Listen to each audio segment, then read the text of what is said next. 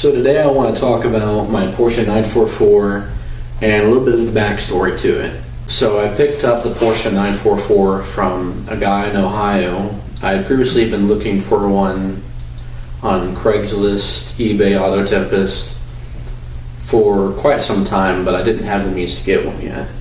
So the opportunity arose and I had means to go ahead and pick up one. So I was looking, it was posted for $6,000. We went and met the guy, and I had a friend of mine come with me who could drive manual because I, at the time, didn't know how to properly drive manual. I didn't want to embarrass myself, basically. So we drove the car around the parking lot we were in a couple times. We decided it was okay, but it ran a little rough, and the car had some rust and defects, to say the least. So I wasn't willing to pay $6,000 for the car. I offered the guy $3,000, which I felt like the car was worth at the time. The economy for 944 wasn't quite as expensive as it is now. He didn't want to do $3,000. He talked with, I guess, his dad or whoever was with him, and they decided that was a little bit too low. So I offered him $4,000, and he said yes, but he wasn't quite solid on it yet. He felt a little bit odd. So he had asked me if I would give him a couple more $100, make it feel better. So I said, yeah, I'd give you a couple $100 more. So I got the car for about $4,300. And since then I've done lots of work, stripped off lots of paint. I've pulled off the bumpers, and also I have lots of engine parts. We got some stuff to make the engine right, basically. So that's pretty much where we're at. And from there, I'm going to show you guys around the car, show you what's going on and where we're at with each individual part, the components, and how much we've torn off and how much we have left to do.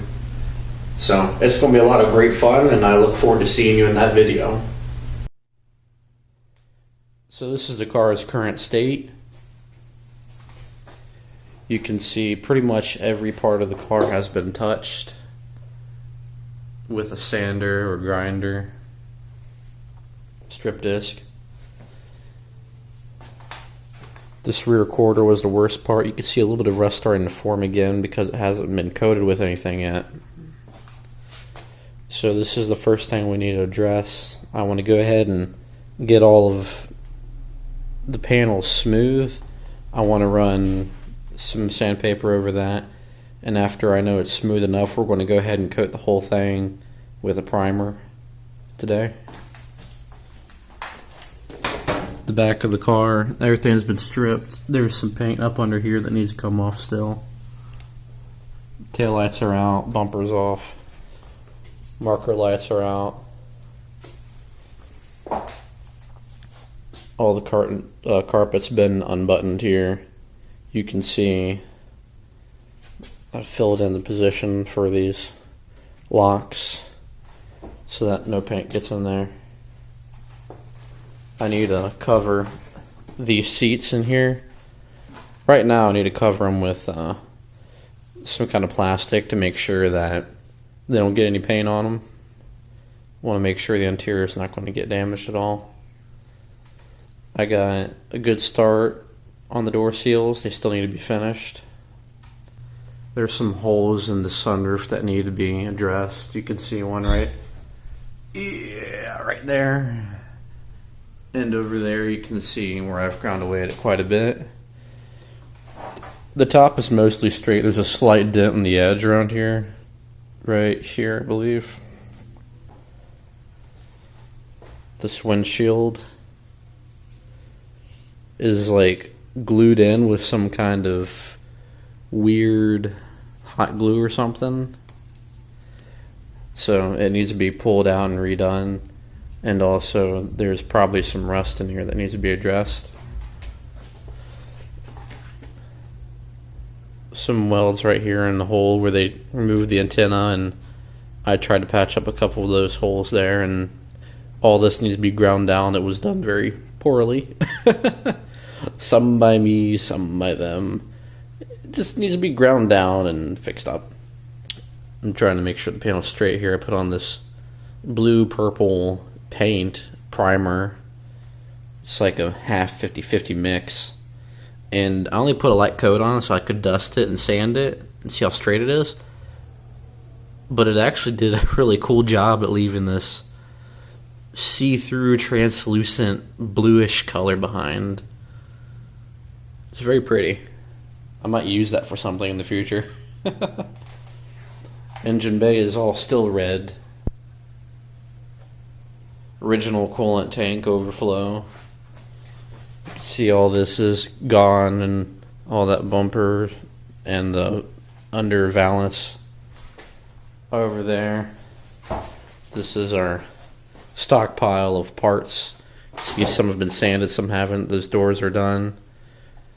That piece still needs to be sanded. This bumper right here has some pretty major defects in it. I'm not sure I'm going to be able to fix that or bring that around. This has had a coating of paint stripper on it. Wasn't enough to actually do any major stripping, so we got to go back over that again with something. You see, this is pretty much done. This has all been done. That was in a video.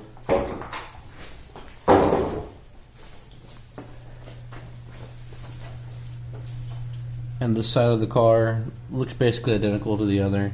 That fender's been stripped.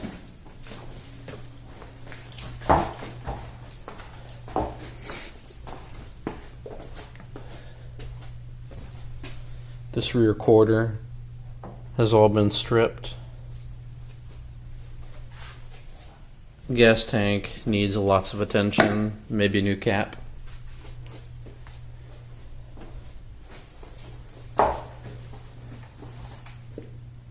The seats have a couple tears in them.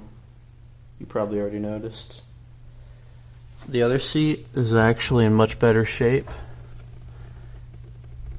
It's got a barely visible tear, like right there from here. And the interior definitely needs some love. The shift knob probably looks fine there, but if you get up real close to it, you can see it's got some problems.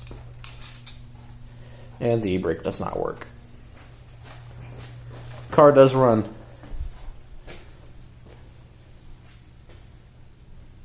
So my plans going forward right now are just finish up the exterior. The car hasn't actually been registered in my name because it doesn't have doors on it. The lady at the office actually said I could come in if I just, maybe slap some doors on it, got up there and get it transferred over, which honestly might be fun because I would love to drive this car. I've driven around a couple times around the block, and it was so much fun. I just really enjoyed that. And it's gonna be a lot of great fun, but I want to go ahead and get this thing going as quick as I can so I can get to driving it. I really love this car. That's pretty much the gist of it. So let's go ahead and get started on some work on this thing.